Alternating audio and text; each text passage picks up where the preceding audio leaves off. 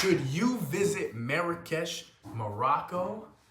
Is it safe? Stay tuned to the end of this video. I'm gonna tell you about my trip to Marrakesh, Morocco, the best trip of my life, and why you might want to visit.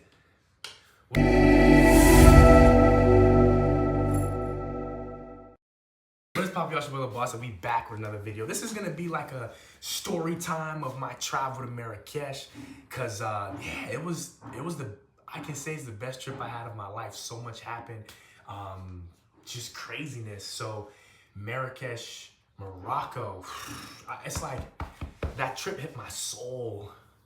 You know what I'm saying? So I have a thing that when I travel to a country, the first day and the last day, I like to get lost. I don't like to plan anything. And prior to Marrakesh, Morocco, I had been doing a Euro tour. I was traveling to multiple countries. Then I went to a festival in Portugal with the homies. That was their first time visiting after me being abroad for a little bit. You know, when you can't travel with everybody. So after that trip, I was like, oh, I just need to just be by myself. I went to Marrakesh for my birthday solo trip. My plan was to relax and chill. Yo, when I got there, I couldn't sit still. Yo, bro. So I put my stuff down. I met a couple in the hostel. They were like shocked to see me traveling solo. And they told me about like a local tour guide that they're gonna do. I was like, okay, cool. First night I was just walking around. At night, I found a guy that told me about a restaurant. And then my guy Mohammed, he also told me about an Afro Beats club I should check out. I was like, cool. You said what? Welcome what? Well, Mr. Obama. Yeah, very rich in the heart. Milk heart, like cheese. Yes, sir. Ate at the restaurant. After that, I went to El Jama Fna Square, which is like the main square in Marrakesh, where there was like the snake charmers are at night. And it was people the city comes to life at night, right? Everybody's out, from like the young kids, because it was late. You have like the markets where you can buy food. You have like the places where you can buy all like the jewelry and the ornaments and stuff. And I just felt so embraced in the culture, you know what I mean? So that was just an amazing night. The second day, I went on the tour. I went on the local tour with the couple that I had met and the guy Youssef. So this is advice too, always try to experience a place you're traveling from a local's perspective. Yeah, it's great to go to like the tourist hotspots, but if you have time, spend 1-2 days getting a local experience, because it's just like you want to embrace people's culture and also learn not from like a tourist or a traveler that's not from there. So that was amazing. That was great. We went to the like a famous garden. We went to the Bahia Palace. We went to like a Quranic school. We went to like where we can see them make the leather and the boots and the shoes. It was like that. It was just amazing. So that was that. You know, and stay tuned to the end of this video. I got a nice story for y'all. A couple things that like just happened. So then the next day, remember, this trip was only like 2-3 days, if that. So the next day, I had to go to the YSL Museum, the Sahara Desert, and do like ride the camels and do like an ATV tour. You know what I'm saying? So I was just like, I woke up, did that, went to the ATV tour. That was amazing. We stopped at like it was like a site where they were giving us like honey and bread. It was just like I was in like the land before times, you know? I gave away my chain at that time. So much happened. I gave away my chain. I was stopped on a break. We're in like the village. We're in like we're not near the city. I didn't even see this happen, but from my peripheral, a boy came out of nowhere. And like, you know when someone in need or wants to ask you for something, and I didn't really have change like that. I think I gave him a little bit of change that I had, but then I gave him my chain. I'll never forget that, my angel wing chain.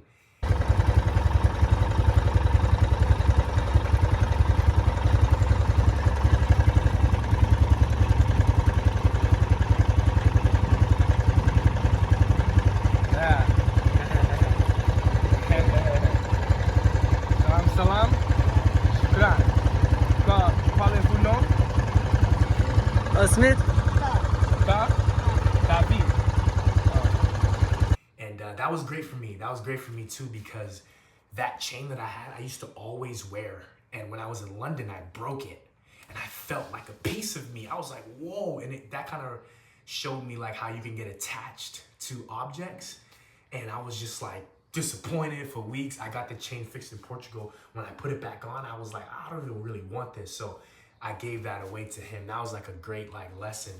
I remember driving on the ATVs, going through the country. We're in the village. You know how when you're growing up, shout out to all my, foreigners out there, immigrant children out there. We have parents that are saying, hey, like, don't say, when you're growing up, right? They're saying, I had to walk miles to get to school. I had to walk miles to get water, to go to church. Yo, that stuff is real. Like, growing up, I'm like, nah, y'all forcing it. But going on that excursion with the ATVs, we were driving through the villages. I was meeting, like, the young kids. Oh, man. And we were on a long road. And I remember taking a left. And there was this young boy that was walking to the road, and we drove on this road for like a good 10 minutes. Like, this was a long road like you see in the movies. And I guess we stopped. He talked to him. So I asked him like, yo, where's he going? And he was like, oh, he's like going to school. And I turned around, I'm like, he's going that road. So that stuff is real. So that also like, that just gave me gratitude even more. It's one thing to hear something growing up, but when you experience it, it's like, whoa, So, so then after the ATVs, I went through the desert. The camel ride with the Sahara Desert was so, like, I feel like I found my purpose. Like, it was just soul driven. Like, I was like, yo, this was just amazing. And Fatima, the name of the camel was Fatima. If you have read the book, The Alchemist, you'll get it. It's about a young boy that is on his journey to discover like the gold. And Fatima was, I think, a girl that he met in the desert that was like part of his destiny. So just go, this is hitting me as I'm telling y'all this. Just being on that camel that was named Fatima was just crazy. So after that, went to the YSL museum. This was, everything was happening so quick. They dropped me off. I had a private driver. I was living, because it's not that expensive. I had a private driver. The hotel arranged it. They drove me to the YSL museum. At the YSL museum, Jardin Majorelle, very beautiful. Yves Saint Laurent museum was before the Sahara Desert trip. So I did this all in one day. So remember, my plan was to go and chill. I didn't chill nothing. I was go, go, go, go, go. So that was amazing. So now at night, listen, I was there for my birthday. You know what I'm saying? So I was trying to, I'm trying to, enjoy myself. The guy from earlier that told me about, I bought a nice leather jacket from his brother's business, a leather backpack. He told me about an Afrobeats club. This is this was supposed to happen thing. I leave dinner, right? I leave dinner one night. I'm on my way to the club. I met a homeless kid in the street. Now listen, for you, those of y'all that have been following my journey, as a senior in high school, I was homeless. So like, when I see this, it always touches me, because I've been there, you know what I mean? And I saw that he was missing a finger. So he was asking me for some money I didn't really have. And honestly, if I can be transparent with you too, I was also like in a rush to go to the club. So I kind of was like, yo, I can't, like, not saying I can't help you, but like, yo, I'm trying to go to party, you know what I'm saying? Which is just like, yo, you can stop. So I told him, I was like, all right, let's go. And we went down to the street. We walk, because I pretty much was like, okay, let's see what we can get with the little bit of money I have, etc. So we walked to this grocery store. Another amazing gratitude moment. This little kid is homeless, no finger. I barely had money. He buys a chocolate bar with what I gave him. He broke the chocolate bar in half and gave me the other. It was trying to give me the other half. I said, whoa, no. I said, nah, you need to eat. Like, this is for you. The little kid is homeless. I'm giving him something. His first instinct was to share it with me. That was just like, wow. Like, so I literally was sitting there. I'm like, man, I want to help this kid, you know? Because I only had, oh, that's the thing. I had my credit card. I didn't have enough cash. So after that, I was like, yo, come with me, come with me. So we went down the street. We went to KFC, got him some food. I was like, yo, get as much food as you need. He's like almost damn near crying. Like after receiving all the food, after saying I can give him what I need, etc. He's hugging me in the store. He's jumping. He's like, yo, can I pray for you? This was just like, this was like a purposeful moment for me. Like I said, like this whole Marrakesh, Morocco trip, just from that moment to when I'm in the desert, like this whole trip just hit my soul. And I was like, this is something that I know that I want to do, I'm supposed to do, right? Just giving back. So that was just spectacular. So now we're on the way home. Listen to this. We're on the way home now, or excuse me, back to, he stayed in like I said home, he was homeless. His like little fort was near the Epicurean Hotel Casino, like where I was coming out of the restaurant. I told him to get some food for his boys, etc. He's on his way home. I was like, okay, I pretty much told him like, I'm gonna leave you here because I'm gonna go to the club. Yo, I went to the Afrobeats club that the guy had told me about, Mohammed. It was out of business. It was shut down. So if Mohammed didn't tell me to go to the Afrobeats club, I would have never met that kid who I was kind of like in a rush to leave and just go to the club. And it was not even existed. Supposed to happen, bro. After that, I ran back to him. I'm like, damn, yo, I don't, like, this is crazy. I was like, yo. He's like, you wasn't going to the, I was like, nah, it's okay. So I'm really just hanging out with the little kid, man. And then we went back. He still had the food. He was with his homies on the side. And yeah, man, that was just a special moment for me. What just touched my heart. It touched my heart. I had a similar story that happened in Colombia, which led me to KFC. KFC twice. Matter, help me find my purpose. I don't even eat fried chicken. So that was Marrakesh, Morocco. Last part of the beautiful trip. Shout out to Youssef. So Youssef, now listen, I was there for my birthday, solo. If you know what I'm talking about. I just pretty much was just wanted to just enjoy myself, have a great weekend, be in peace. Youssef told me about a restaurant. He was like, yo, go to this restaurant. You'll be good. I'm like, I didn't know what that meant. I get there. He knows like the owners or people, whatever. He was like, oh, the boss. Like, yeah, like, yo, happy birthday. Welcome. Yo, just nothing but amazing hospitality. Food was amazing. Like I'm in Africa for the first time, you know, and I grew up in the USA. So I'm eating fresh food. This was just spectacular. We get to the restaurant, I'm eating, and I'm by myself. People like next to me that were with their families, with their couples, girlfriends, whatever, like saw me and they saw that like the cake and everything. They're like, yo, happy birthday. It was just so amazing. They were showing so much love. As I was finished, yo, they were like, yo, you want to go out? I was like, what's up? They brought me through a private entrance. We walked through it's like we walking through like a little tunnel, like I'm going to an NBA basketball game. They open it up, it's a club that's like stories. I look up, I'm like, wow. They're like, yo, happy birthday. I was like, yo, this is crazy. Marrakesh, Morocco. Like, I didn't even expect that. Wasn't planning that, nothing. So I think it was like connected to the restaurant, but it was like a secret entrance. I don't know. They were just, again, showing nothing but amazing love.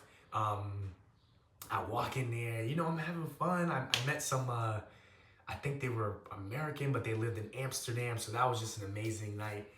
And yeah, another situation, last thing that happened, one of the nights that I was on my, so remember when I went to Marrakesh, I loved staying and embracing the locals.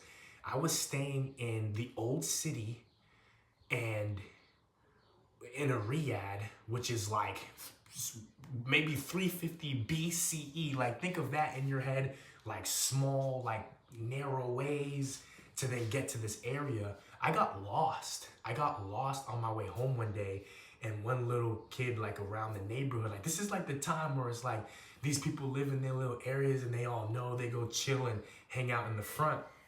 And the little kid was like, you know, trying to help me get home.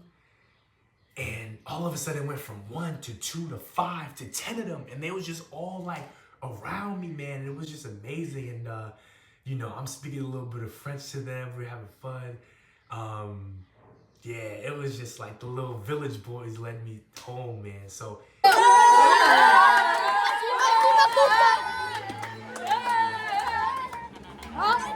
La foto sa day. Hey.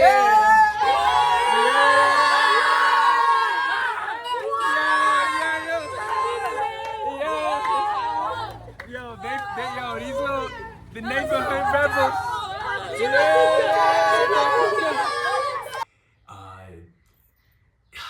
Best trip of my life, hands down, Marrakesh, Morocco. So, should you go to Marrakesh, Morocco? Heck, yes. Yo, bro, Marrakesh was beautiful. Marrakesh was amazing. There's so much to do. I was only there for 3 days.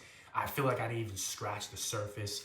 Now, I am a male, as you can see. Transparently and honestly, not the best place to go as a solo female. I've even heard, all the women that I've spoke to, whether they were with their boyfriend or they went single or solo, had a terrible experience. So if you're a female and you're watching this, the only one that I did know that had an amazing time, they went as like a bachelorette group of like 11, 12, you know? So not saying as a female, don't go, but just know, you know, it is an Arabic country, it is a Muslim country. Women did not, the ones that I know did not have an amazing experience. So I'm speaking from my experience, but I loved it. Is it safe? It's definitely safe. People went before going were like, oh my goodness, like be careful. You might be, you're gonna get people that are gonna ask you for money, etc. But they're not like, they're just asking. They're not like hounding you or being aggressive or anything like that. So, whew, there you have it, man. Let me know if you plan on going. I might even meet you over there.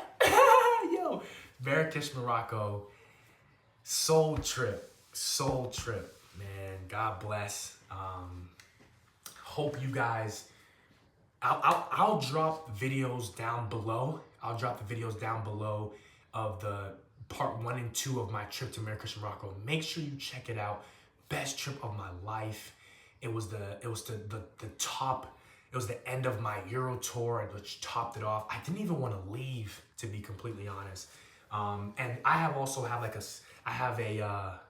I guess a saying that if I travel somewhere, I don't want to go back there because I want to see other places. Marrakesh, I would go back. You already know what you already know what you gotta do, man. It's your boy Lil Boss. Hope you're enjoying this channel. You know what? I'm not even gonna edit this video. I'm not gonna edit this video. I'm giving y'all the raw version. Hope you enjoyed this video. You already know what you do. God bless. Hit that like button though. Comment below. Subscribe to the channel.